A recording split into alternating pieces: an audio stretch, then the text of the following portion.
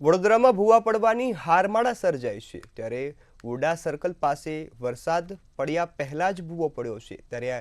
પાલિકાની કામગીરી પર સવાલો ઉઠ્યા છે ત્યારે શહેરના મુખ્ય રસ્તા પર અવારનવાર ભૂવા પડવાની સમસ્યા રહે છે ત્યારે ભૂવા પડતા રસ્તાથી પસાર થતા રાહદારીઓમાં અકસ્માતની ભીતિ પણ ફેલાઈ છે તેમજ પાલિકા દ્વારા બનાવવામાં આવતા રોડ રસ્તાની કામગીરીમાં ભ્રષ્ટાચાર થયા હોવાની પણ ચર્ચા થઈ રહી છે ત્યારે સામાજિક કાર્યકર દ્વારા ભૂવામાં ઉતરી અનોખો વિરોધ પણ કરવામાં આવ્યો હતો।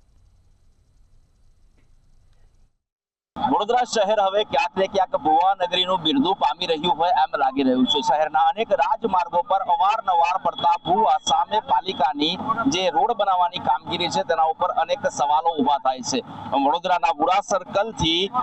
સમા સાવલી લિંક રોડ ઉપર આજે 10 ફૂટથી વધારે ઊંડો કહી શકાય તેવો ભૂવો પડ્યો છે ત્યારે આ વિસ્તારના સામાજિક કાર્યકરો દ્વારા આ ભૂવો પડ્યો છે તે ઘટનાનો અનોખો વિરોધ કરવામાં આવી રહ્યો છે। ભૂવાની અંદર આખાનો આખો માણસ ઊંડો હોવાની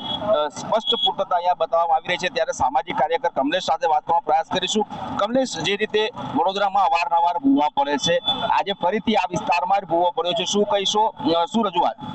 વડોદરા શહેરમાં કારેલીબાગ બુરા સર્કલ પાસે જે કહેવાય છે કે મસ્ત મોટો ભૂવો પડ્યો છે। અવારનવાર અહીંયા ગાડી ભ્રષ્ટાચારના ભૂવા પડતા હોય, ભર ઉનાળે ભૂવા પડતા હોય, હજારોની સંખ્યામાં લોકોની અવર જવર થતી હોય ત્યારે કંઈક ને કંઈક લાગી રહ્યું છે કે પહેલે અમારા જે મ્યુનિસિપલ કમિશનર સાહેબ જે દિલીપ રાણા હતા તેઓએ વડોદરા શહેરમાં કાણા કરીને ગયા છે અને હાલમાં જે રાજાબાબુ આવ્યા છે, હવે રાજાબાબુ પર અમને એક વિશ્વાસ છે કે આવનારા દિવસોમાં જે ભ્રષ્ટાચારના ભૂવા પડે છે આવા ભૂવા પડવાનું કારણ શોધે અને આવા કોન્ટ્રાક્ટરોને બ્લેકલિસ્ટ કરે અને અધિકારીઓને સસ્પેન્ડ કરે તેવી અમે તો ખાસ વિનંતી કરીએ છીએ અને આ ભૂવાને વહેલામાં વહેલી તકે એનું પુરાણ કરવામાં આવે તેવી અમારી ખાસ માંગણી છે।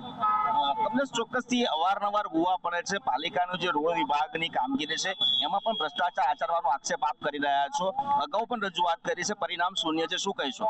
નવીન રોડ બનાવવામાં આવે છે ત્યારે જે કહેવાય છે કે કોન્ટ્રાક્ટરોને ફાયદો કરવામાં આવે છે અને ત્યારબાદ જે કહેવાય છે કે ફરીથી જ્યારે ભૂવાનું નિર્માણ થતું હોય અને ભૂવો પડતો હોય ત્યારે 67 હેઠળ જે કામગીરી આપી અને કંઈક ને કંઈક કોન્ટ્રાક્ટરોને ફાયદો કરવાનો આ એક ષડયંત્ર છે। એટલે વડોદરા શહેરની તિજોરી તળિયા ઝાટક કરવા માટેનું આ નેતાઓ, અધિકારીઓ અને કોન્ટ્રાક્ટરોની મિલીભગત હોય તેમ સ્પષ્ટપણે જોવા મળી રહ્યું છે ત્યારે આ રોડ રસ્તા પર વારંવાર જ્યારે ભૂવા પડતા હોય અને ભૂવાના કારણે અવારનવાર અકસ્માત થતા હોય અને નગરજનોની સેફટી સુરક્ષા ન સાચવતા હોય તો આવા અધિકારીઓને તાત્કાલિક ધોરણે સસ્પેન્ડ કરવા જોઈએ અને કોન્ટ્રાક્ટરોને બ્લેકલિસ્ટ કરવા જોઈએ અને જે નેતાઓ છે તેઓએ જાતે કુર્સીને ઉપરથી રાજીનામું આપી દેવું જોઈએ તેવી અમારી ખાસ માંગણી છે। ચોક્કસથી દર્શક મિત્રોને હું ફરીથી ભૂવો બતાવવાનો પ્રયાસ કરીશ તો જે રીતે આજે સામાજિક કાર્યકર કમલેશ છે એ આખા ને આખા ત્યારે ભૂવામાં આપ જોઈ શકો છો, ખૂબ ઊંડો કહી શકાય તેવો ભૂવો છે અને રોડની બિલકુલ અંદરની તરફો પણ આ ભૂવો જ્યારે